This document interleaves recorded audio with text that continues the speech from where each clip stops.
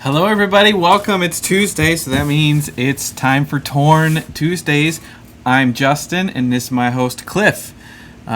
He got himself a haircut, and he hasn't been feeling so well, so his voice is a little shot.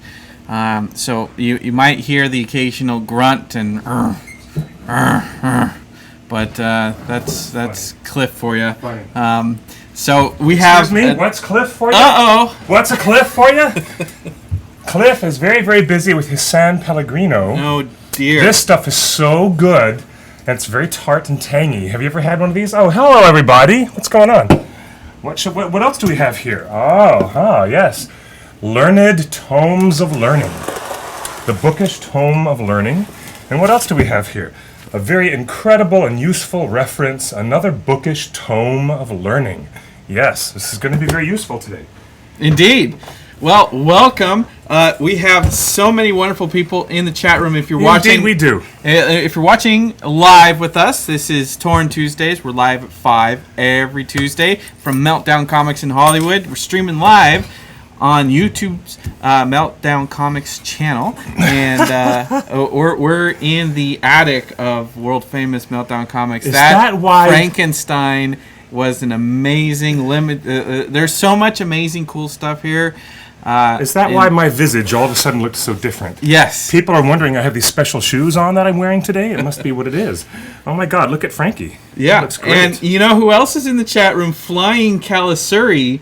Which is, I always think that streaming technology has been amazing. But the fact that Calasuri is joining us in the chat room from 40,000 feet in the air, he's on a plane. Really? You're on a plane right now, Mr.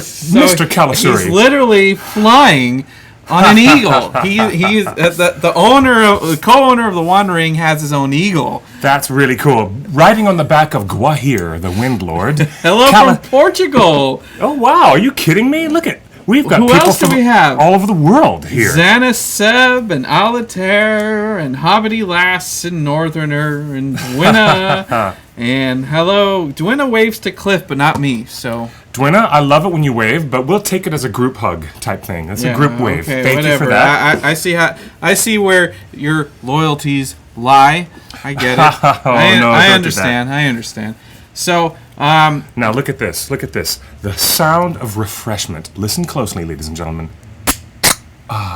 That's wonderful, isn't it? Oh my goodness! Go ahead, Mr. Justin. Can everybody hear and see us today? Well, we're getting our bearings, and we've got the chat room live at the onering.net/live. We've got our IRC chat and our little video preview window, so you can actually chat with us and chat with the fans, and it's all working. That's how we're following along with you. If you guys are watching this as an archive later on YouTube, the usual place to join the live fun is at theonering.net/live. Although we appreciate you checking out the archives over on the YouTube channel, definitely join us live because this is where all the interactivity happens. This is the innovative moment where you folks meet us folks, mind to mind, typing to typing, eye to eye. This is my favorite part of the Wandering is that talking with fans, meeting fans at conventions, but being able to chat with people online every week and getting a pulse of what's going on, what are people talking about. You know, like for the last 2 weeks, it's been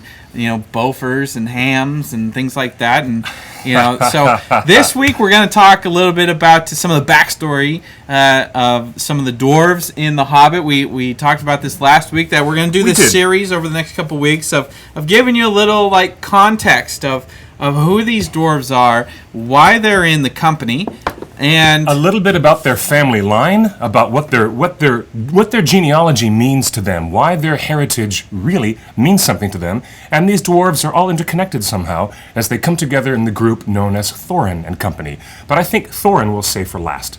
We'll save Thorin as the last. Yes, yeah, absolutely. We're going to begin our series of, reviewing all these great dwarven companions, because the only thing we really learned about them from The Hobbit, that it's written from Bilbo's point of view, mostly, and we learn about these dwarves has to know from Bilbo's point of view, basically. And we can tell that every dwarf has his own kind of opinion on everything yes, he does. Going on. So this will maybe give some insight into how the actors will carry these characters in the movie, because I think the movies present a unique opportunity that the books don't, where you get to see the facial reactions. Even if there's no dialogue and it doesn't deviate from the book, you can see the facial reactions and the body language of the dwarves in every situation. So I think the movies, the Hobbit films, may actually be stronger than the Hobbit book. In regards to how they characterize them? Because there's so many characters, and you get so much more out of those characters through a film and a book. But I would be cautious in making statements about the book you haven't read. Okay. But before we jump in, maybe there's something to that. I would say that there's not much characterization in the book, except that Tolkien says they have different colored hoods, and that's about it. They play different instruments, and they have different colored hoods, pink, blue, green, different things. But no, Peter Jackson had to really give the audience more than just different colored hats. He had to really give distinct likeness to each one of these dwarves, so they are unique individuals within the cinematic universe. So maybe there is something to that point that you make. There's a bit of a stronger... And when I say personality, I mean it's the hair and the hats and the beards and the mustaches. It's all of that. Physical, visual stuff informs an actor's decision of what he does with his arms. If the dwarves are standing there, do they just stand like this, or do they just stand like this? The actors themselves are infusing the characters with more than Tolkien has ever given us. And I think Peter Jackson has always been a great casting person, and he's had a great casting director. And I think that the successes of Lord of the Rings and The Hobbit have been on perfect casting choices. And I think he intentionally cast all these actors as these dwarves to give broader life to the characters that even he couldn't imagine. One half of the director's job is in the casting.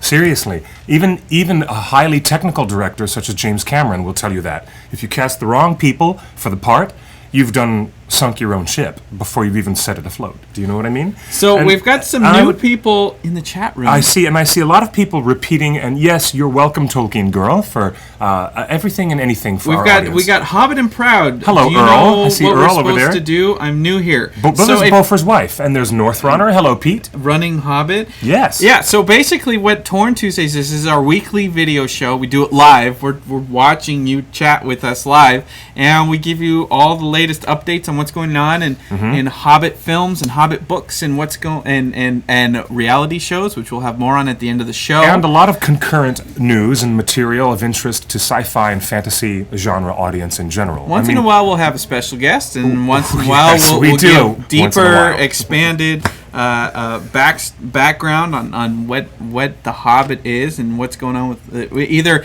filmmaking or book-wise. It's a little bit of everything. And a lot of recent news and developments with previous Lord of the Rings actors and what interesting new projects they're involved in after the trilogy. And, of course, correlated things with what The Hobbit is doing in the marketplace of big movies, which is big business. Here we are in the heart of Hollywood, and we have to bring it all back to where we are. Meltdown Comics, really wonderful place. The epicenter of all sci-fi, fantasy, geekdom. The home of Nerdist. Right here. I mean, everybody likes Nerdist, and they've got a BBC show. Where else would Nerdist go? Yeah. Here. Meltdown. Exactly. So I bring to this table here a purely fan, typical consumer.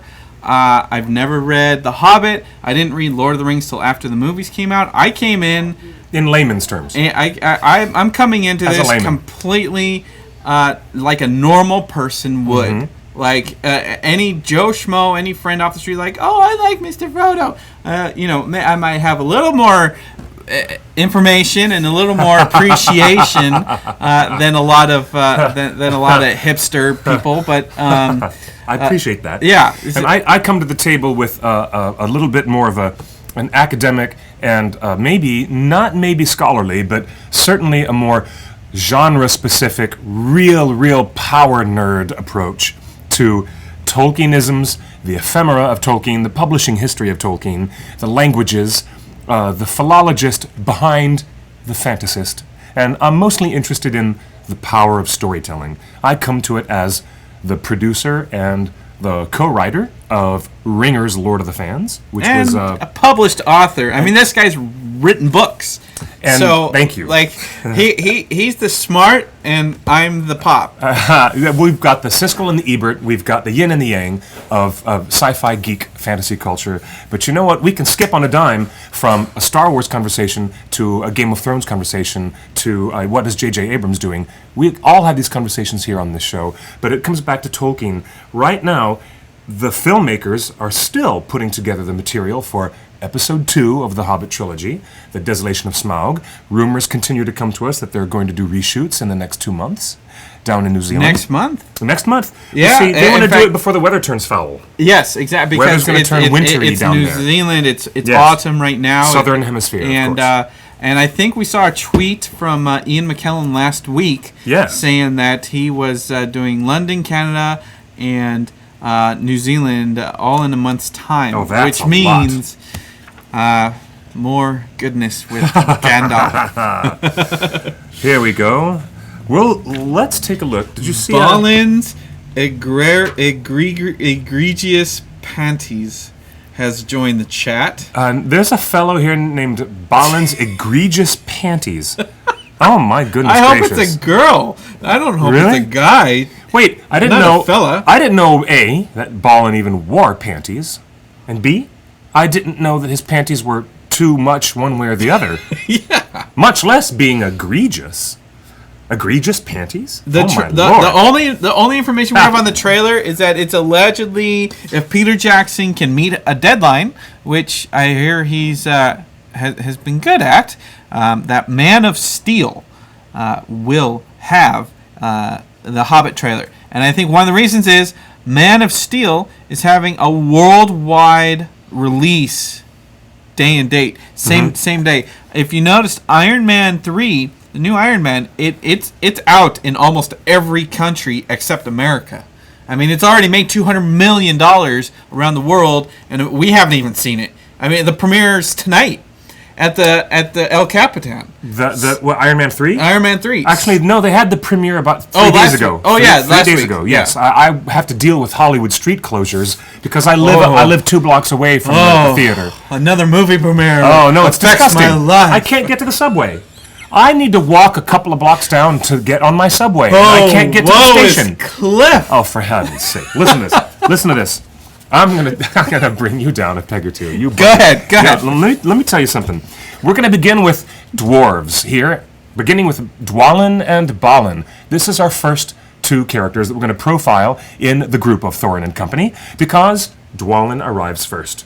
He's the very first person. I like how you did that. Even in the book, even in the movie, as in the book. Isn't he the oldest? Dwalin is not the oldest. You know, Thorin is the oldest.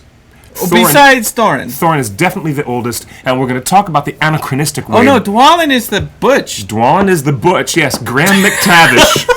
I think if Graham McTavish were here right now, he would probably say, sure, I'll take that as a compliment, mate.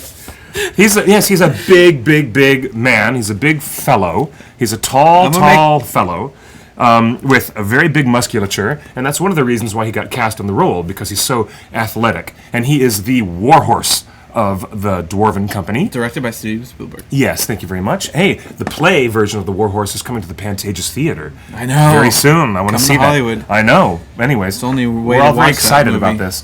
But the dwarves is somebody that we're going to bring right to your door, just as Dwalin was the first dwarf to appear at Bilbo's door. And in the book, he's the first to show up. And I was just looking him up right here in the Complete Guide to Middle-earth.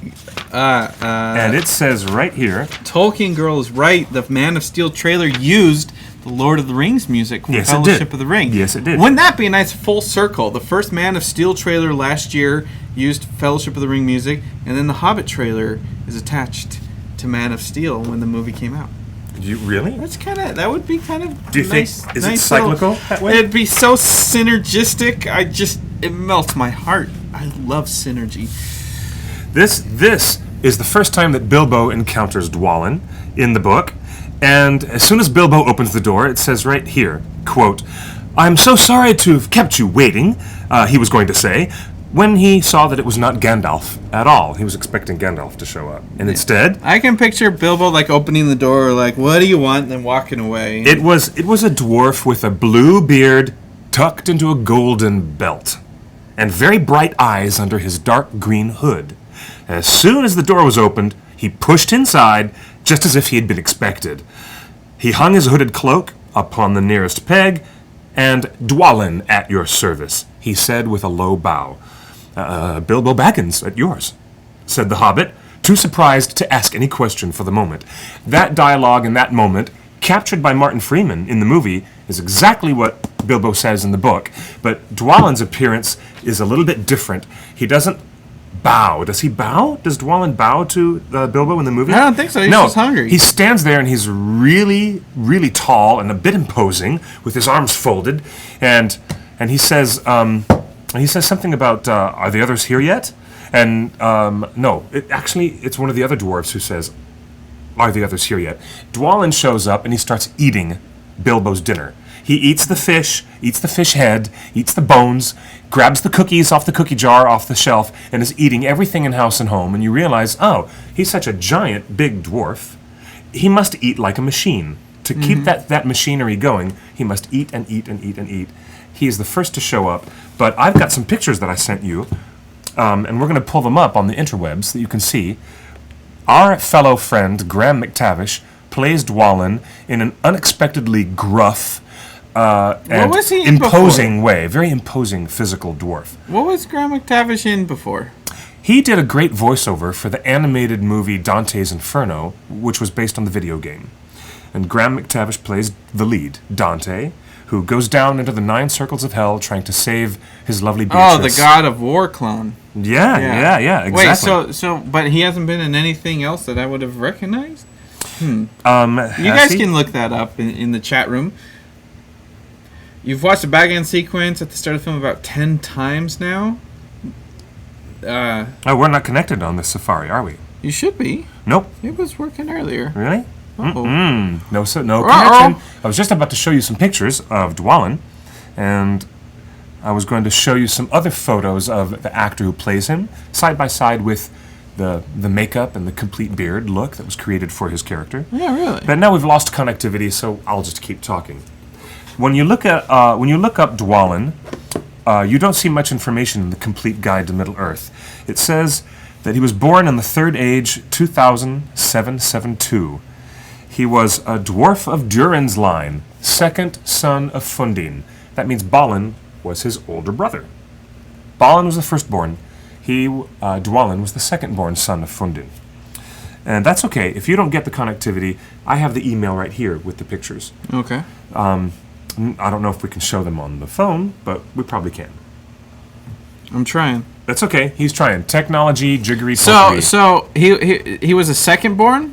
He's the second-born son of Fundin. Because usually the firstborn is alpha male like that. Mm-hmm. So he's got some issues that he's dealing with. Usually is the firstborn who is alpha male. Dwalin is not represented in the book as that type of alpha male. We want to make this distinction.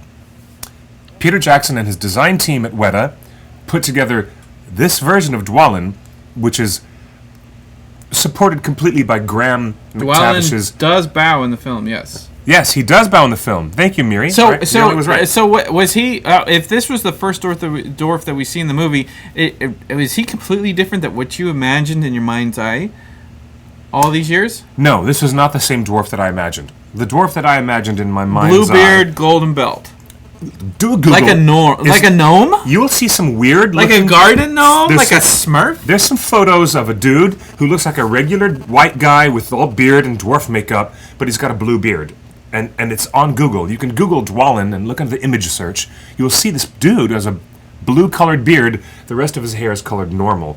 Well, even more of an innovation came with the idea that there are tattoos, or that there's tattoo artistry going on in the Dwarven culture. Tolkien never mentions any tattoos on anybody, ever, at least not the dwarves. And here comes shaved head Dwalin, with these great, cool tattoo designs in this dwarvish language all across the top of his head. And there's something even more interesting, and I really wish I could show it to you if we get the connection. In the Battle of Azanulbizar, which is shown in flashback in the movie, when Balin is telling the story of how Thorin stood up against Azog, the Pale Orc. Okay. You'll see Dwalin in those shots with a crazy mohawk and a darker colored beard, just screaming and raging across the battlefield, side by side with Thorin. You'll see that in the flashback scene. It's really quite interesting, and that would have been a great segue to show you this this image. Here we go. I've got Dwalin facts and photos that I emailed you. Here we go. Look at this. This is the information that we get from Wikipedia, which is actually fairly concise. Dwalin was one of the 12 companions with Bilbo and Thorin on the quest for Erebor. He wore a dark green hood and a golden belt, had a blue beard, and like his older brother Balin, he played the viol. And all these musical instruments that the dwarves were very knowledgeable about. Dwalin lent his hood and cloak to Bilbo when they set out on their journey. After the events in The Hobbit... Cloak and hood. So he's the guy that tosses, like, when Bilbo starts complaining, I need my jacket, I need a... Dwalin's the one, like, shut up and here's the stuff. No. In the film, it's actually Bifur who pulls out a rag and tears it off. So that's a discrepancy. That's different. But in the book, Dwalin lends a hood and a cloak to Bilbo when they begin their journey. And Dwalin ruled Thorin's halls in the Blue Mountains. He died in the year 4th Age 91 at the age of 340, which is really, really, really weird because it's unusual for a dwarf to live longer than 250 years. In Tolkien's Legendarium, Dwalin was one of the eldest, longest living dwarves. Most dwarves don't live past 250. Do you think the ring had that effect on everybody in the company? No, I don't think it did. No, there was no extension of that effect. Here you go. We have a side-by-side shot of Graham McTavish and Dwalin. There they are. Can you guys see that? I'm going to hold that right up to the camera and see if I can get closer. There we go. Dwalin and Graham McTavish. It's out of focus. Is it out of focus? Yeah. Oh, well. Let's see. Oh, well. We also have... we have a whole lot of popularity, waves of little popular memes that are happening on the internet. And the one that is related to Dwalin is his scene where he's grabbing all the cookies and digging them out of the bottom of the jar with a cookie in his mouth.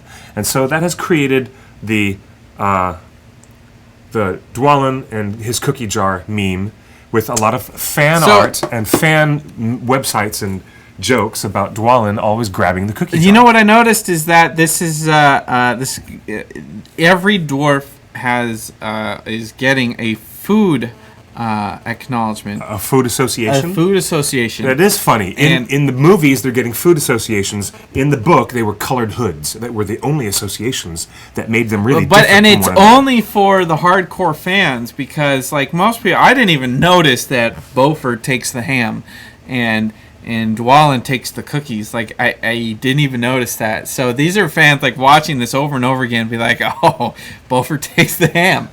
So Hobbity Lass says, I loved him roasting lettuce on the fire.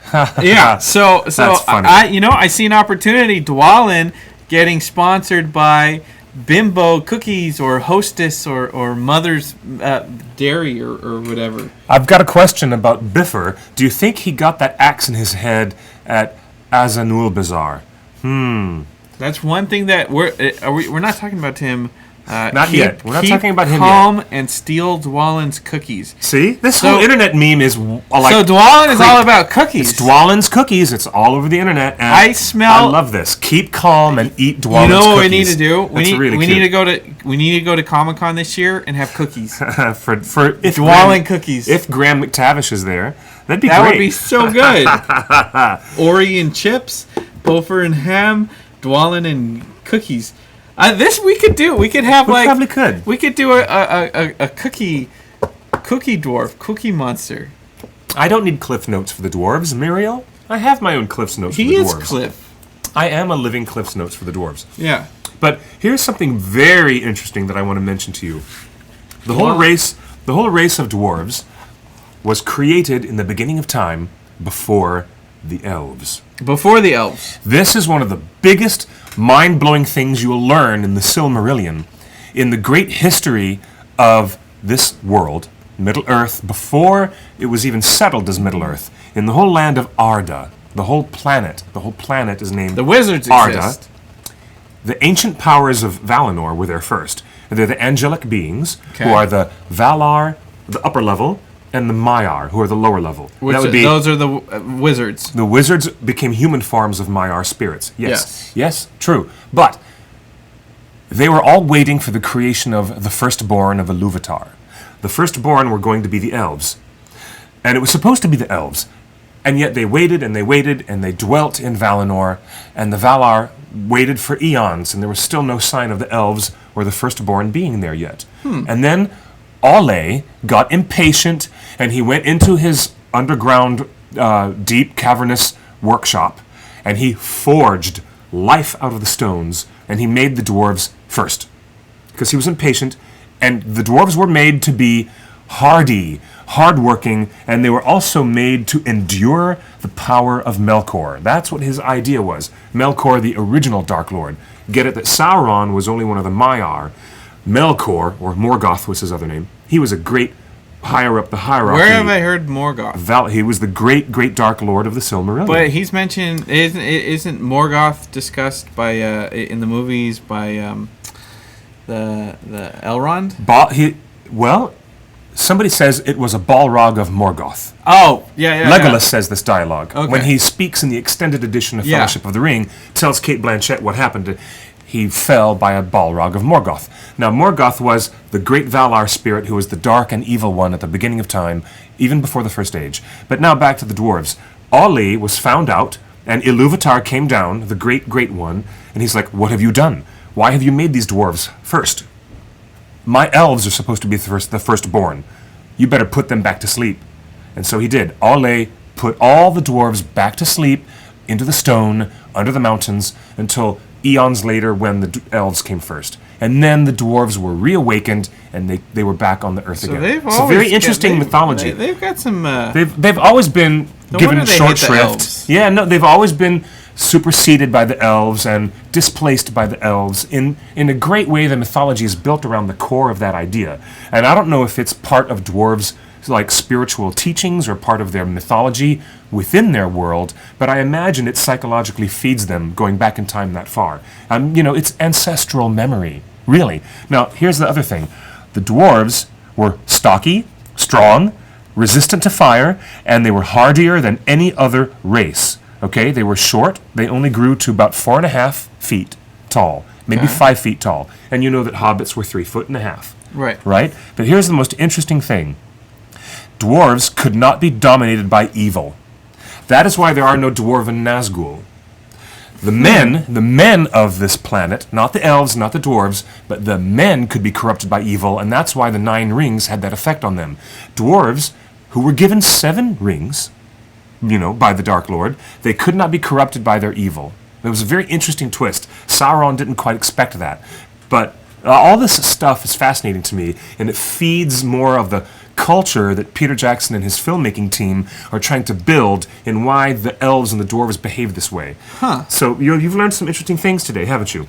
So I'm fascinated with Dwalin, but we never see a blue hood. We just see all these tattoos on him. And in that flashback sequence, we see his hair as a big mohawk, and his beard is a little bit darker, but it's definitely Graham McTavish. He's right there next to in a mohawk, Richard Armitage, and screaming in rage, and there's these slow motion shots of him. I love it. It's really cool. It's really cool stuff. And Peter has got that stuff from the appendix in the back of The Lord of the Rings.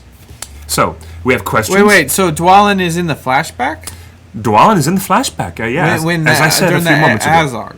Yes, absolutely. So he's the main guy besides Thorin, Dwalin.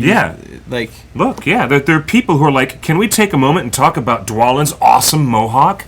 It's all over the place. I'm going to load this picture and show you right here. Yeah. Dwalin can be seen in at least 3 distinct shots in the Battle of Azanulbizar. So does he have a bigger role to play? Because that's kind of significant, since he was there at the Battle of Azog. Balrog of Morgoth? What did you say? They're taking the hobbits to Isengard. Yes, thank you. Thank you, Muriel. That's good. Here you go.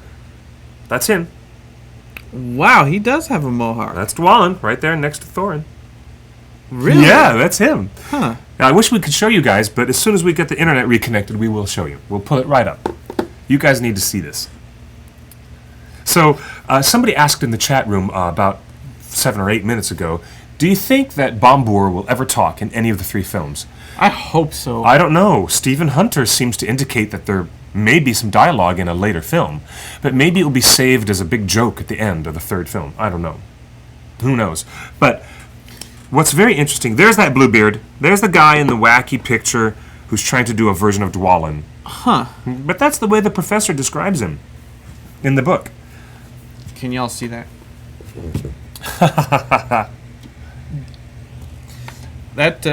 Yeah. That's some hardcore stuff. Walking around Comic-Con with a blue beard like that, yeah, not many people are going to get it. That's really impressive. Okay, so basically, he's a second-born child of Fundin. And here's one of my favorite representations of the character from the 1977 animated film The Hobbit. It was produced by Rankin and Bass. That was one of the character designs for Balin. Right, and Dwalin, they both looked exactly alike. And then there's something else kind of weird. They designed Balin to look exactly like Dwalin, except one of them has glasses. So why has glasses? He is supposed to have a different colored hood than Balin, who has a red hood. So do we know why Dwalin was at the Battle of Azog? It's called the Battle of Azanulbizar. Sure. Yeah. And do we know why he was there? Yeah. No, we don't know why he was there, except imagine that these dwarves were living together trying to reestablish, their home in ancient Moria, and they were family. It was a family thing. That guy, in a completely heterosexual way, that man is an attractive man. Yeah, Mr. Graham McTavish is a big, strapping lad, I will say. I will say yes, that's you true. Don't want to piss him off in a bar. You'd rather him be your friend. Did you see his weight training before and after pictures? Look closely. Right here.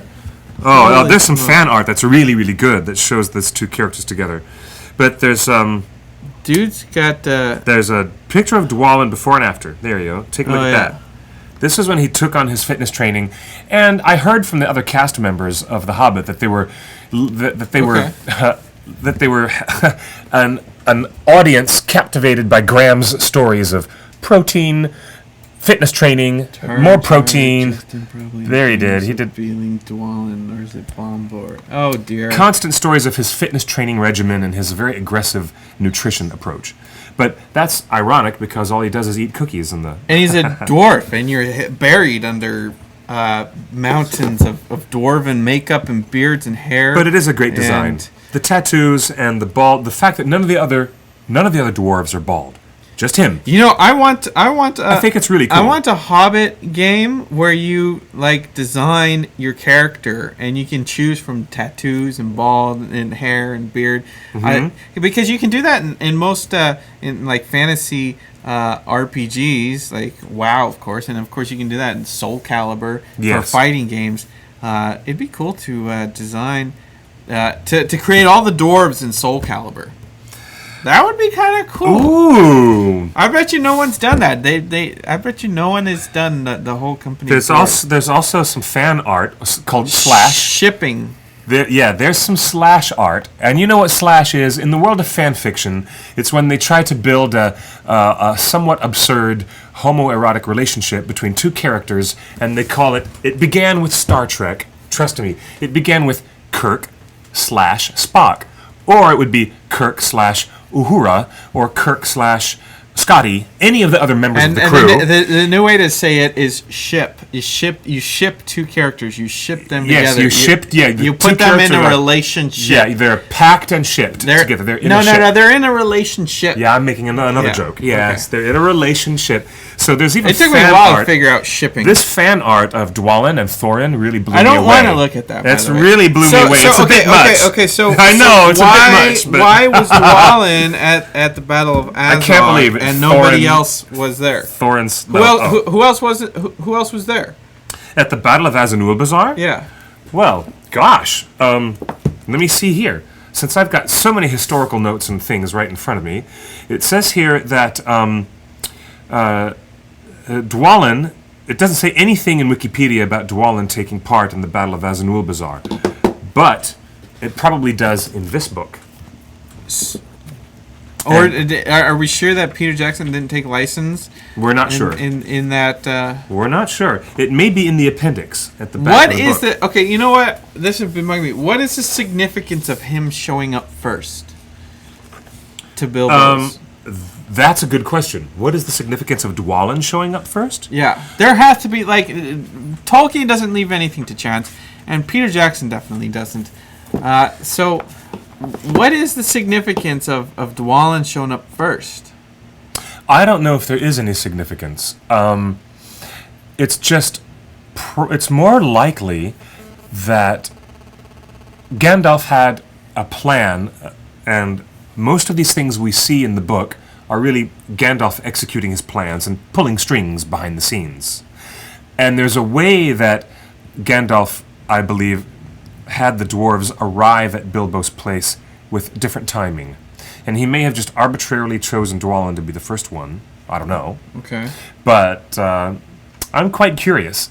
It's all in Gandalf trying to establish a certain timing of things. Tolkien girl wants to be a game designer, wants to get to... Here's a little secret. Just become a game designer. Save your money and use it on rent while you're becoming a game designer. The orcs, the ongoing battle of the dwarves and the orcs culminated in the Battle of Azanulbizar. That was the big one. That was the big final battle of the dwarves and the orcs. Dwarves and orcs. Yeah, the Battle of the dwarves and the orcs. For the Lonely Mountain. Yeah, way before the Lonely Mountain. For the Lonely Mountain? No, outside the gates of Moria. Oh, Moria. Yeah. Moria is under the mountain, and Azanulbizar is right outside the gates of Moria in the valley outside. The same gate that Speak Friend and Enter? No, that's the western side of the gate. We're talking about the east gate when they get out the other side of the mountains. so there's a mountain that that Moria resides in, and the Fellowship... That's Carathras, yes. The Fellowship try to go over it, and then they say, no. And so they go in the west entrance, but earlier... The Watcher in the Water and the doors on the west gate of Moria are on that side, where Rivendell and the Shire are. So why didn't they go in the east entrance? Because they were already on the west side of the mountains, boy. My friend. Young man. But, so here at the east entrance to Moria, there is, they have this battle with orcs. Yeah, it happened. They were on the east side where the battle happened. Okay. Did they lose? At first the battle went against the dwarves, but with the aid of the dwarves of the Iron Hills who arrived late, the orcs were defeated and Azog was killed. Another artistic license that the screenwriters are taking. Azog was killed in the book and in the notes of the appendices, but in Peter's film, Azog lives, so that we have a villain in the first film to chase Thorin around. Azog was killed in the Battle of Azanulbizar. And it says many dwarves were killed, including a number of members of the royal family of Durin's folk. The orcs of the Misty Mountains suffered even greater losses and were so weakened by the battle that they did not recover their strength for over a century. Also called the Battle of Dimril Dale by elves and men. So right at the moment in the movie when Gandalf dies and all the remaining fellowship go outside, they're on the east side of Moria. That's the east side? And that is the Dimril Dale. That's the exact location where you see Sam crying and you see Merry and Pippin weeping. Yeah. And the Man of Steel trailer music. And Aragorn says, Legolas, get them up. And he says it weird. And Legolas. Get them up. And Boromir says, give them a moment, for pity's sake. They're on the exact hillside where you see Thorin and Azog are battling. Yes. Whoa! Whoa! This is what happens when he doesn't read the books. No. This is exciting. Okay, this is exactly why I don't read the books, because there should have been that connection in the movie. I would have loved the movie more, and the movie would have pleased audiences and critics better if he had just done some of that stuff. Here's the other thing. But Balin tells the story that we went back to Moria. I don't need to tell the story. Just show me the story. He does show it. He says Moria. He says it. We're in Moria, and then Peter Jackson shows us Moria right outside the East Gate. You didn't recognize it as the East Gate, but he sets up the story perfectly, and then when Peter Smeagol and Deagle fight, you don't say the river. Smeagol and Deagle are in a boat and in the water. No, you just show it. You just play it like a movie. You don't go Discovery Channel. Back in the day, in the age of dinosaurs and Azog. It's the No. Okay. First off, I want to say that the East exit in Fellowship of the Ring, where you are caught up in the emotion of Gandalf falling into shadow, and they come out, and that landscape was epic. That landscape was gorgeous. Yes, it was. The colors of the rocks and the sharpness and the contrast, the darks, the whites of the white rock and the darks of the shadow, that it just looked like a black and white moment in the film. And that Tolkien girl says, "Don't call it Man of Steel music." I was taken away. I was blown away. That was one of the things that when I'm sold on Lord of the Rings. That shot of those rocks coming out of the caves into this huge boulders. Why didn't they do anything with that landscape equivalent in The Hobbit? They're just like, hey, let me throw you in a battle. I'm not going to show you where the battle is. I'm not going to explain what its connection to anything else. I'm like, oh, there's a battle. I would have appreciated that battle more instead of like a stupid little flashback. I would have appreciated much more if like, this is the battle, this is the location that you as a film goer are already aware of. And let me give you context. I thought the context was there in the only way it needed to be shown, and that was Balin, played by the wonderful Ken Stott. And I thought that Balin, the character, set up the story. And Bilbo's at the fireside listening, and everyone's listening to this moment where pull up around the campfire, Balin's going to tell a story, and here we go to the flashback. Being an avid reader of the books, I knew it was the same place and the same location. Being an average moviegoer, the only way you would have known it is if Peter had shot the Fellowship of the Ring all those years ago, and if somebody had included a mention and said, this is the spot of Azanulbizar where we fought against Azog. Azanulbizar was mentioned in Fellowship. In 2001, Peter and his team didn't know that they were going to be making a Hobbit movie. No, they didn't know they were going to have to make a Hobbit movie in the future, so there wasn't any mention of it. In the books, we actually have... That's why I think... Glowing talks all about it, and he takes Frodo down to the Mirror and lets him look into the water of Khaled Zaram, and it's a beautiful moment in the book. It's not in Fellowship of the Ring movie. That's why I think Peter Jackson's going to pull a George Lucas. No, I don't know that. And add scenes. No. This is where the Battle of Azog happened. I'll bet you Fellowship is going to... I bet you there's going to be new scenes. I'm telling you. Because Tolkien did it. He revised The Hobbit after The Lord of the Rings came out. He went back and revised The Hobbit to create a better consistency. I bet you Peter Jackson's going to do the same thing. And then we'll get to see Fellowship on the Ring again, on the big screen again, with added scenes, and it's going to be 4.5 hours long. Well, all right, she makes a point. Tolkien girl, I appreciate your salty... None of the scenery was used to its full potential. Wait, Weathertop was recreated exactly, and you knew you were back in Weathertop, and you praised the filmmakers in The Hobbit for taking us back to another interesting... It doesn't take much! Creepy scene with the villain in Weathertop, right? It doesn't take much. But Azanulbizar was shown in the film, and it looked to me Azanulbizar has no impact on anything in my world. That's why Balin didn't name it as that. He named it as the mines of Moria. He said it, and Balin said it like that, and you knew you were at Moria. I don't know. But you think you were at the West Gate? Did you think that No, I got no relation of with the same place that the hobbits come running out, or the same place that Battle of Azog was happening. Battle of Azog. It's not the Battle of Azog. Don't call it that, Teteris. Look.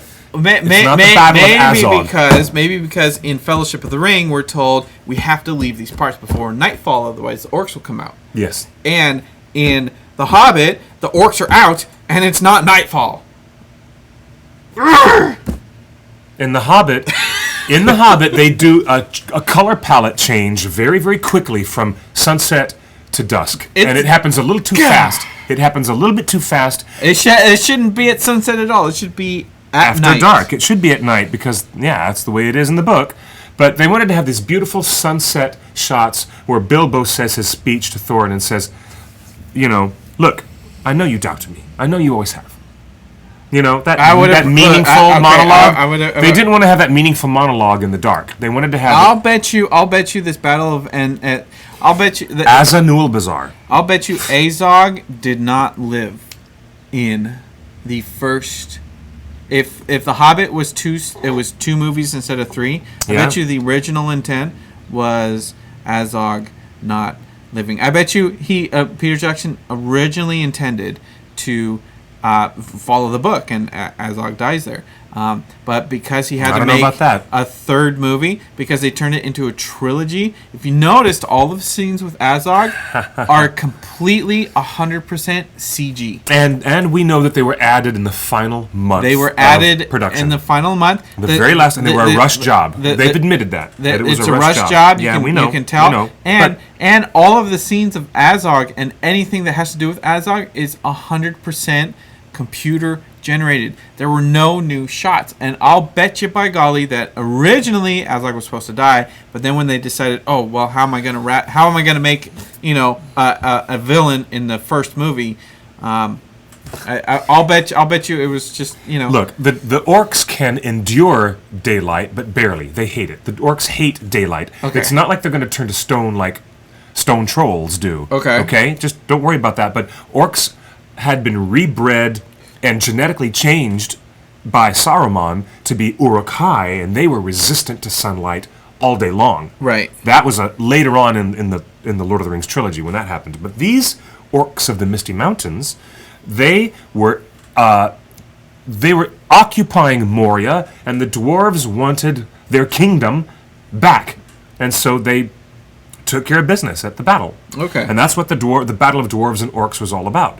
And Azog dies in the books, but we had to have that villain in the first film, so the film keeps Azog around. Were they battling over control of Moria because of the mithril in there? All the riches. Oh, yes. And the ongoing hatred between dwarves and orcs that goes on and on and on for centuries. Well, yeah, I mean, people hate, but there's got to be a reason that they're battling over Moria.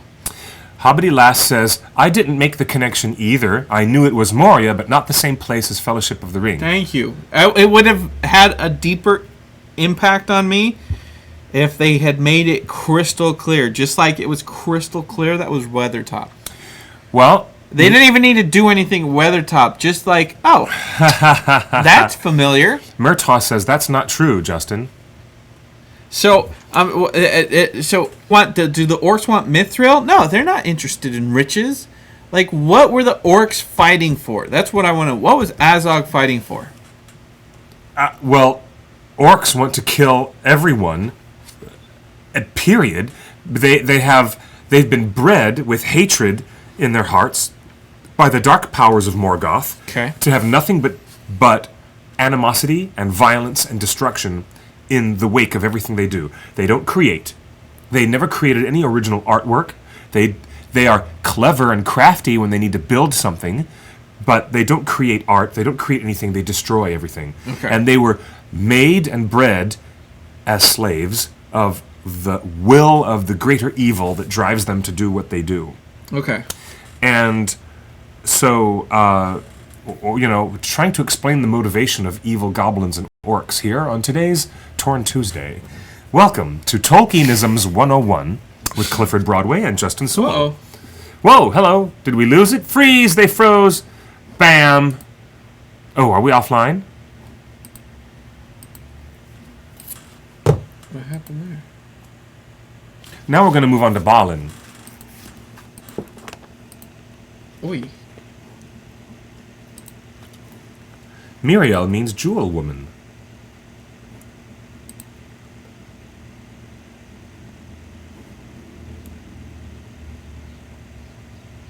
They froze.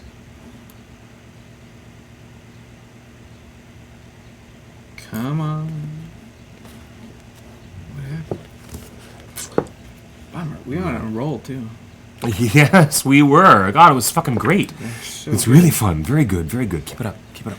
It's super good. Here you go. Ah, come on.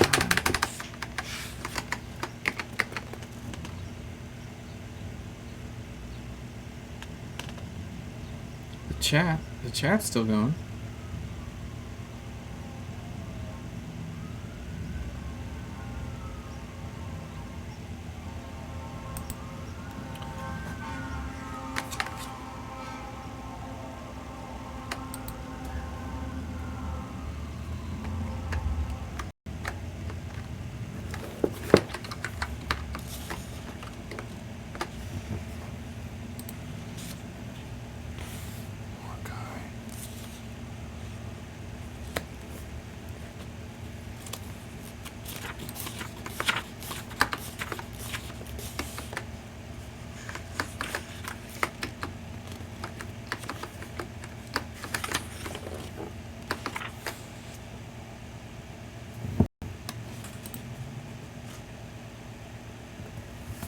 We're gonna do a reset.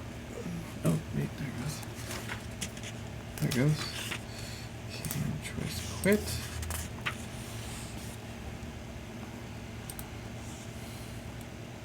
Are we back? Are we back live? Hello, everybody. Are we back? I hope so. Is it working? They are frozen. Not yet. Let us know if you can hear anything. Hello, testing sound 1 2 3. Come on, big money, no whammy. The joys of live streaming. Something goes cake. Are we back live now? Thorin's beard. Hi, Jessica. That's funny. Jessica P. I'm back. Bovinian. And I'm back too. And then it's frozen. Are we back? Refresh the page. If you look at orcs, nope. Are you sure? Let's look. OneRing.net/live. LIVE. And if I hit play,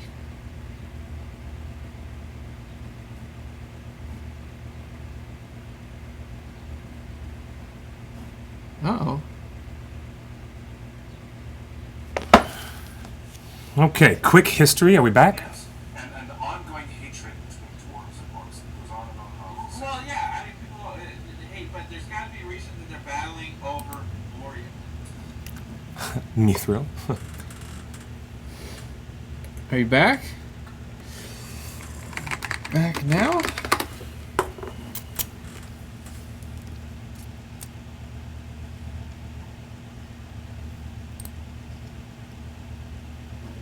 We should be streaming. We should be. Do we need to depart from that page and reload that? Reload the entire live event page? Not that one. Health is good.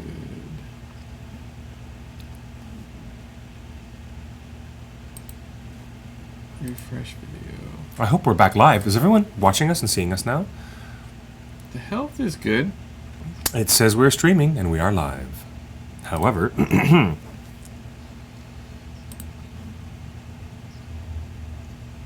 I don't see it yet. And so we're looking to see that everything works. So we'll get back into the chat room in a second. Hopefully you guys are there. I see us. Oh, yes.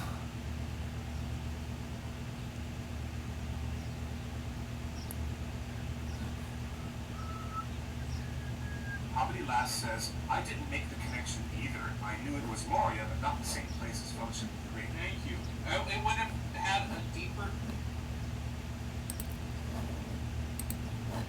Okay. Okay, are we here?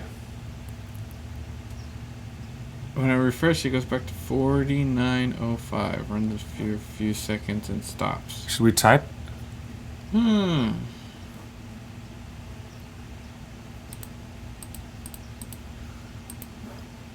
Okay, for 50. View on watch page. Let's see if this works. We are in the YouTube live beta test. Well, yeah, I mean, well, hey, but It keeps, yeah, right? That's interesting. there's got to be a reason that they're battling over. Let's check the mobile app, shall we? I would like to see if anybody in Barlimans can see us. Anything yet? Moria. Hobbit Lass says, I didn't make the connection either. I knew it was Moria.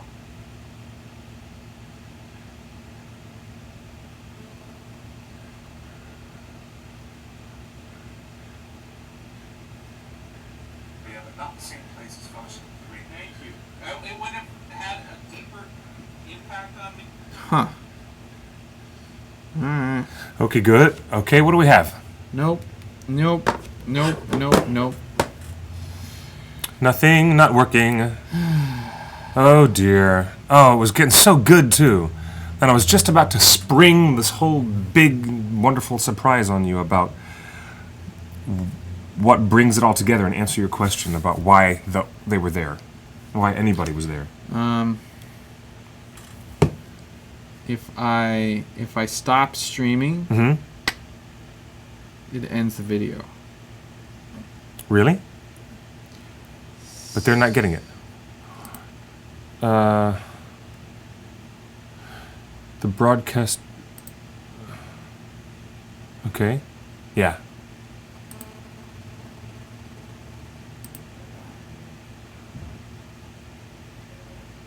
Okay. Alright, so if we go to the watch page.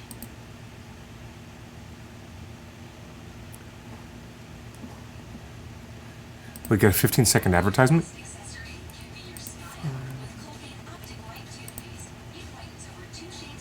Damn it, it was such a good talk, too. Quit Wirecast. Start streaming. Back to YouTube. Starting over again. Places Fellowship of the Ring. Thank you. It would have had a deeper impact on me. Turn off. Ready? Yeah, I'm quite ready. Are we ready? I hope we're ready again. Alright, let's try this.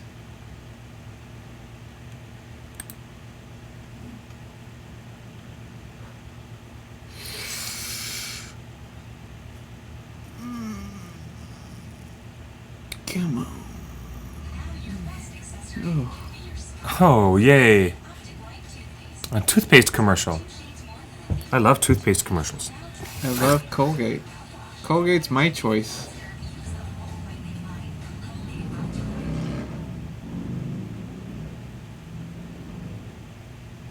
Ah, yes, it looks like we are back. Sort of. Sort of. Maybe. Come on. Not the same place as Fellowship of the Ring. Thank you. It would have. Oop, no. Nope, that goes back. So, Good for me. Back? I hear voices. It's back? it's back? Are we back? Really? We're back. Oh, wow, really?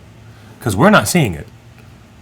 We It's are back? on. Yay, back. It is. We're back. Okay, good. Okay, things are good. Yes, yeah. We've been reading the chat the whole time. If we are really back, someone type Pete's Dragon in the chat room. Yes, we want to see Star Trek moment. Engage. You're back live. Toothpaste. See, yes. So they were watching me complain about the toothpaste commercial. So I appreciate that. No, I want to see someone type in, what is it? Peter's Dragon. Yes, The our T-shirt new design. T-shirt. Peter's Dragon, which is like lovely. that? I love it. I'm going to help you pack some more shirts when you have something to go out. Clean teeth. Oh, everyone's watching the commercial. They don't know they're live. It took us half a minute. It took us just half a minute. It's a little back. Well, I rescued that. Jeez. Thank you for doing a rescue without shutting it all down. Again, we're in the YouTube Live beta test. And you guys might need to refresh your browser or whatever you do, but we couldn't shut it down from here. Eric Galen uses Listerine, but that's a mouthwash. I wouldn't use Listerine as my only teeth cleaning Try to use something without alcohol in the mouthwash. It's better for you. Yeah.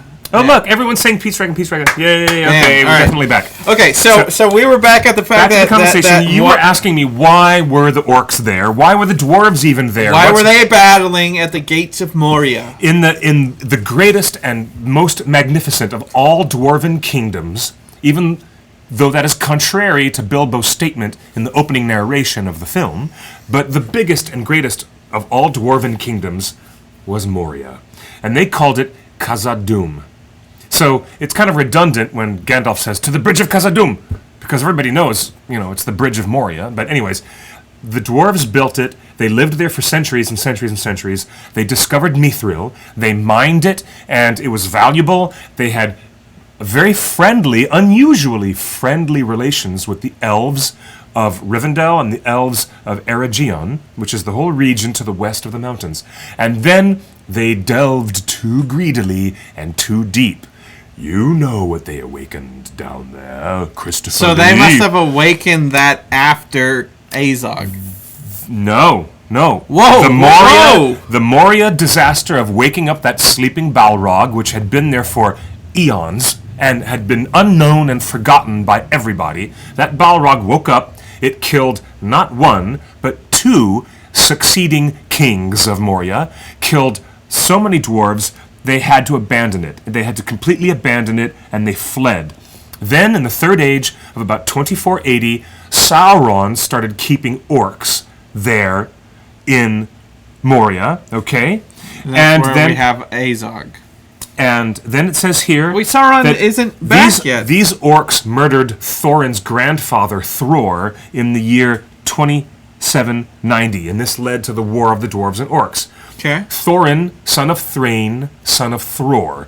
Thror was killed by the orcs that were in Moria, and this led to the great wars that lasted between them. And then, despite the dwarves' victory that you see in that flashback sequence in the film, the Battle of Azanulbizar, despite that victory, and Balin says, we had terrible, terrible losses. There was no feasting and no songs that night. We were just completely decapitated, and so many of us were dead. And so this is what happens. Dane Ironfoot, who's going to be played by Billy Connolly in the upcoming film, Dane Ironfoot refused to re-enter Moria because of the presence of the Balrog. And so they didn't resettle the kingdom. They won that horrible battle, but they did not resettle and recolonize. They did not recolonize Moria. The Battle of Azog that is shown in the Hobbit. It's not the Battle of Azog. Okay, go ahead. That is the battle where they can take Moria, and it's Dane saying, "I don't think so. Not with that thing in there." Yeah. Billy Connolly was like, "We're not. Even though we've won this battle, I'm not going back in there." And maybe there will be a Billy Connolly flashback, and they'll show some more of that. There's a much more of this history for us to see, and there's 2 more movies for us to see it. Maybe we'll have continued flashbacks to this. I don't know. I don't know. So what do you think possesses Balin? Because in Fellowship of the Ring, we go into Balin's tomb, and that's where we meet a cave troll. In between the end of The Hobbit, 3rd film of The Hobbit, which does not come out until the year 2014. Okay. After that trilogy of Hobbit films is over, but before Fellowship of the Ring begins, in that timeline, Balin goes to visit Bilbo. They have some tea and crumpets in the garden, and they relax and talk. And then Balin goes back to the Lonely Mountain at Erebor, and he prepares... Erebor. Yeah, he prepares a quest and gets a lot of Durin's folk to go with him from Erebor and go down to resettle and take back Moria and recolonize it. And do you know what happens? They bump into the Watcher in the Water at the West Gate, who traps them in, and then they are trapped by a large army of orcs at the East Gate, and then Gandalf in the Fellowship of the Ring reads the material that's in that journal that explains the horrifying end that those poor dwarves found. And his tomb is there. And Glowing is a first cousin once removed, or is it a second cousin? But I've looked at the family tree between, Fundin and his two sons, Balin and Dwalin, and their sons, and I see the relationship between, Balin and Glowing, and I know that they are second cousins. But their personal family relationship is not the only thing that John Rhys Davies is crying about. John Rhys Davies is weeping at Balin's tomb, but not just because of the familial relationship, but because of this much greater, rich history of the dwarves and their troubles and all the things that have befallen them, tragedy after tragedy after tragedy. So the dwarves... It's fascinating history. The dwarves created Moria. The dwarves unearthed or awoken the Balrog, and then millennium later, the orcs said, "Hey, we want this." Mm-hmm. And then there was this huge battle, which we saw, and then the dwarves win, and the leader of the dwarves says, "We've won, but I ain't going back in there because that's right. A bunch of our kings have died in there before," and so it's basically left in status until it's interesting that when Balin says, "Oh man, we can take over the Lonely Mountain. Well, let's take back Moria." Yeah, exactly. And then we succeeded doing this, and we've got the Lonely Mountain back, and we've resettled Erebor. Why don't we try and take back the rest of our history and our lineage? And so that Balrog was still there. That Balrog, and there were other orcs that had been breeding and living there for centuries. So this is all very interesting. But the Lord of the Legend of Middle Earth episode 7 will see Gimli resettle Moria now that he smote his rune on the mountainside, and all the orcs dead, and the great Sauron is defeated. So episode 7 will actually see the resettling of Moria. Indeed. By Gimli. It says here that according to Tolkien's stories, not just what Peter and Fran and Philippa are giving us in the screenplays, although I admire their work at adapting this book. According to Tolkien, Balin, we've moved on from Dwalin to his older brother Balin. Balin is the only one explicitly said to have been at the mountain prior to the coming of the dragon.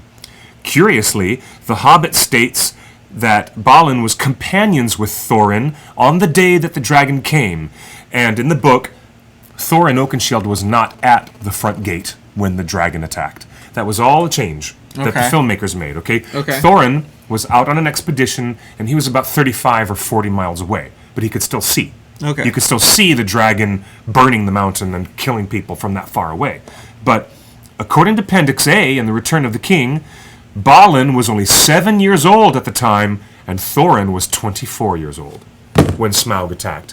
A very strange inconsistency in the chronology of these characters, because Peter's film definitely represents Balin as way Which one is older than Thorin. What does Balin look like? That's Balin, the guy who's in Ken Stott. He's the guy who shows up in second place. Show me a real... Oh, that dude. Yeah, that guy. With the gray hair. Yes. So they're brothers. I thought they were father and son. No, they're brother. He's the older brother, he's the younger brother. Guys, one of my favorite pictures of Dwalin and Balin together. So, do you think he dyes his hair? Dwalin? No, he's just that old. No, do you think he dyes his hair? If they're brothers... Yeah. Yeah, they are brothers. So Balin... God, I would have expected, based on how those characters look, I would expect Dwalin as the one that tries to take back Moria. No, Balin is the eldest soldier, and we see him in the prologue of the Hobbit film, An Unexpected Journey, with much, much younger, darker hair. Yeah. But I love the look of him as this Santa Claus. Slightly suggestive of Santa Claus. There's been a whole big suggestion of Balin looking like Santa, but yeah, he is... He is the older brother. So Balin grows a pair and says, "I took the Lonely Mountain. I'm gonna take Moria." Yeah, and he's the oldest dwarf. Yeah, he is. No wonder it was actually, folly. Technically, besides Thorin. Thorin was supposed to be the oldest one. So the gray-haired grandpa is the one that tries to take back Moria. I don't know. Dwarves can live 250 years. Even though they get older, that doesn't mean they're any less sturdy. I know, but... This is great. Look at there he is out of makeup. Wow, does. I wasn't expecting that. Yeah, that's our boy Ken Stott. He's a great actor. You can see him in really great movies. Here's Ken Stott outside of makeup next to his creation of Balin, which I thought he did a wonderful job doing. Huh. Yeah, so that's Ken Stott. Very cool. I know it's out of focus, but we're doing the best we can. So that's kind of the breakdown of Balin and Dwalin, and we get that Dwalin had more of a kind of a aggressive military background. At least that's how he's being set up. And Balin is the kind of wise. The wisest of the dwarves that has been there and seen things, and he tells the tales to prove it. He's the second dwarf to arrive. He is the one who has the closest friendship with Bilbo Baggins during the story and after the story. Okay. And that's why Balin is usually everyone's favorite. Tells the story. He's the one that tells the story, right? The campfire stories? Yes. Yeah, that's okay, Balin. So Balin is the one that actually tells the campfire stories and becomes Bilbo's best friend and comes back to Hobbiton, and then Balin's the one that so I wonder, because Frodo might have definitely heard stories of Balin, and might have even met Balin when Balin visits Hobbiton. So Mr. Frodo might be aware of Balin. Of all the dwarves, Frodo would be aware of Balin, possibly. Yeah, of the stories that Bilbo would have passed down to his nephew, or just visitors, or visitors, but he might have even met Balin. Who knows? So when we get to Fellowship of the Ring, when they say we're going to meet my cousin Balin, Frodo would have been like, "Ding! I recognize that guy." Okay, and maybe that influences Frodo's decision on the mountaintop, saying, when they're buried in snow, And they say my cousin Balin, like Frodo. This is why it all starts to connect. And I'm telling you, Lord of the Rings special edition with new scenes. I'm telling you that Frodo might have a little light bulb. Like, I recognize that name. I know that dwarf. I met him at my uncle's house. Ah, that's funny. I know that dwarf. I like this. There's somebody out there who has a Balin the dwarf shirt. Balin has been a perennial fan favorite since the book came out 75 years ago. Okay. Because Balin comes to visit with Bilbo in the epilogue at the end of the story. Because Balin, even in the cartoon, back in 1977, that characterization of that dwarf, Balin, is more friendly, more congenial, I would say, than the other dwarves. Dory also has a good relationship with Bilbo. But here, look at this, Justin. Balin is the only person who tells Bilbo good luck and offers to go with him when Bilbo goes down to see the dragon's lair all by himself. Not even Thorin. Nobody else in the whole company of dwarves except Balin will come up to Bilbo and say, "Okay, can I help you? Can I go with you?" He's the only one who offers that. I feel like fantastic. I feel like here's two characters. I feel like Balin is underrepresented in The Hobbit. You think? I don't think so. I feel like he has more dialogue than any of the other characters except Thorin. I know. Except Thorin. He's great setup. I know through the rest of the movie, but I'm telling you, Balin isn't set up. His character is probably his dwarving. The character is great throughout The Hobbit and Unexpected Journey, but the setup again. Put us in a frame of reference of familiarity. Remind us, if you're going to flash forward at the very beginning, if you're not going to start the film with "On a Hole in the Ground There Lived a Hobbit," and you're going to start differently, you got to put us in the place where our head needs to be. We got to know that Balin's tomb. This is the Balin that was mentioned in Fellowship. You know what? Like, if you're gonna do that. I think that Frodo may have never met Balin because after his last visit, Frodo wasn't alive yet. And then Balin went back to Erebor, and after that went back to Moria to resettle and recolonize. Okay. At that time, maybe Frodo never did. You're right. I'm going to call out to our friend Dzino, who was saying that Frodo was too young when Balin visited Bag End, and that's correct. Balin entered Moria 21 years after Frodo was born, so they could have met. Balin entered Moria, but imagine, Pete, the length of time it would have taken for Balin to leave the Shire, go back to Erebor, prepare his expedition. 6 months. And after preparing his expedition, go all and get everybody planned and ready to go, and take a bunch of dwarves back to go recolonize Moria. But it must have been happening in parallel with the Fellowship being created, because Gimli and everybody, even Gandalf, intonates that everyone thinks that Balin is still alive. That's something of an interesting... And yeah, so everyone thinks that Balin is still alive at that time. You have the Fellowship quest happening at the same time of Balin's quest to take back Moria.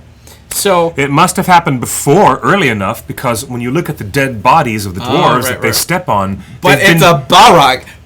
No, you're nothing but bones. They've been decomposed for quite a while. They got burned, buddy. They were decomposed for quite a while. I love the Balin Lego. Yes. The Lego toy of Balin is so fun. Okay, so cute. So that's our first edition of the backstory of the dwarves, Balin and Dwalin. I love. They're my favorite dwarves. I think they're great. How do you remember who's who? Balin is Balin's tomb from Fellowship of the Ring. Balin is the Santa Claus.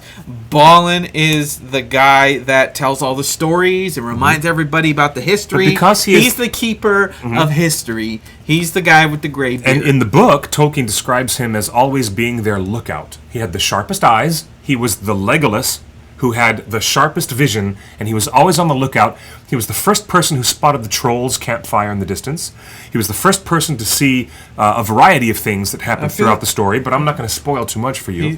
I feel like it's very interesting. He got shortchanged in the movie. Well, but he is the elder statesman. He is the elder statesman. Of all the dwarves. If that's the setup that Peter Jackson's going to make for the next two movies, then I appreciate it. But I do think, based on all the backstory of Dwalin, the butch guy with the bald head, with the big beard and the tattoos on the top of his head. Another anachronism, filled with anachronisms. Even though I appreciate the way these dwarves are designed and presented in the movies, there's still not exactly a match to what Tolkien presented in the pages of The Hobbit. Not even a match to himself. No one says there's ever a bald dwarf, ever. No one ever says there's tattoos on anybody, ever. And they don't look like brothers. You got one guy that doesn't... Balin has Santa Claus hair and a silver beard, and Dwalin has no hair. Are you going to tell me that until today you didn't know they were brothers? No. Well, in the movie, and you've seen it many times, he says, "Hello, brother." Oh, come on. We're all brothers. My brother, my king. Come on. Okay. That don't work. I know. No, but he's literally, they're literally brothers. Indeed. Well, we're gonna keep doing this every week. We're gonna do 2 or 3 dwarves every week. Look at that. That's great, isn't it? And we're so stay tuned every Tuesday at this time, 5:00. Yes. Some housekeeping tomorrow at Meltdown Comics. This is Wednesday, May 1st at 7 p.m. here at Meltdown Comics in the middle of Hollywood, Sunset Boulevard. Tomorrow at 7 p.m. The producers and the casting director from The Quest, will be here in person for an open casting for the new reality show, The Quest, from the creators of The Amazing Race. And we're going to get more information. Hopefully we'll be able to stream it live. Hollywood's a little weird about this stuff, but it's at Meltdown, and it's in public, and it's the Meltdown show every Wednesday night, which you should be going to anyway, the best comedy show in town. But tomorrow, The Quest, cosplay is encouraged. Again, Indeed, you want to be... To get on these shows, you want to be larger than life, and we've had many friends on The Amazing Race, specifically from this production company, and they just want people that are real, but that can actually, entertain in front of other people, and you may put on a dog and pony show, and you might have the best costume. But the producers are always watching, like, how you're interacting with other people. Like, if you have, like, the best handmaiden costume and you come up and you sing a song and you're great, but then you don't really talk to anybody and you're just sitting in the corner and you're waiting your turn. Can't do that. The producers are watching that. And so it's happening at Meltdown Comics, since you're asking. Meltdown right Comics, here. 7522 Sunset Boulevard. 7522 Sunset Hollywood. Boulevard. It's between La Brea and Fairfax on Sunset Boulevard, world famous Hollywood, California. Meltcomics.com is the website. You can get... and to answer your question, we can only speculate that the Desolation of Smaug trailer will come out with Warner Brothers' release of Man of Steel. That's a guess. It's all rumors. Everything the One Ring it's says our best guess. is all rumors because... Until we say it's fact. Yeah. It's all rumors until Warner Brothers puts out a press release to a paying entity like Entertainment Tonight or Thank IGN. you. Yes, indeed.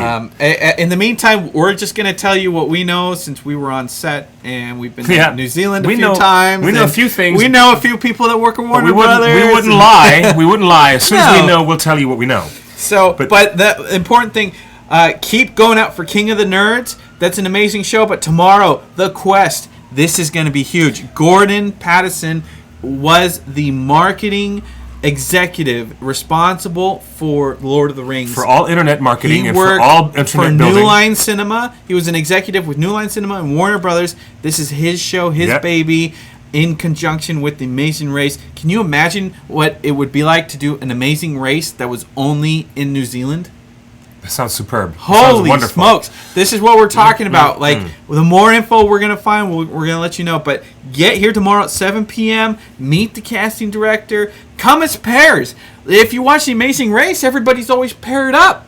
They are. Often. They're always, And we don't know if they'll be single contestants or pairs, but they might be teams. And I think they're looking at to see whether it's nerds, very exciting. The people that come into the quest, do they want to do a single quest? Or do they want to set it up into different fandoms, like the Star Trek group versus the Lord of the Rings group versus the Star Wars group? They're still figuring all that out, and that's going to be based on the response. And the casting director was already at PAX, and they've already been at C2E2 in Chicago last week. This weekend, tomorrow. Hollywood, tomorrow, right here. Meltdown Comics, the center of all geekdom. We'll see you tomorrow. We'll be here, and we hope you come too. Good night, Myra. Thanks for joining us, and thank you to the entire audience for joining us on the show. No, we did not get over to Bifur and Bofur, as it says at the title of our YouTube page. But don't worry, we had only planned on doing Dwalin and Balin today. I'm going to change that for the final video. We're going to get to Bifur and Bofur and do the other dwarves later in order. I think when we do Bifur and Bofur, we have to do the third brother. Bring in a ham. We need to do Bifur and Bofur and Bomber because they're related. They're related. And I think we should have a feast. Yes, we should. I love that idea. Love it. Does that mean we're going to get honey baked ham? Boston Market? Okay, I'm down for that. There's one down the street, right? I got to run back. We're going to finish the show. Yes, there's a honey baked ham right down there. Oh, right perfect. Down on I want a big fat ham with a little circle in the middle. It'll be awesome. All right. Till next Tuesday, I'm Justin. And I'm Cliff. And it's a pleasure to have you again with us live on Torn Tuesdays. Thank you for joining us. Tune in always every Tuesday at 5 o'clock Pacific time. And, of course, try to find us tomorrow and see if we can get some live footage of the auditions for The Quest. See ya. Thanks. See ya. Bye.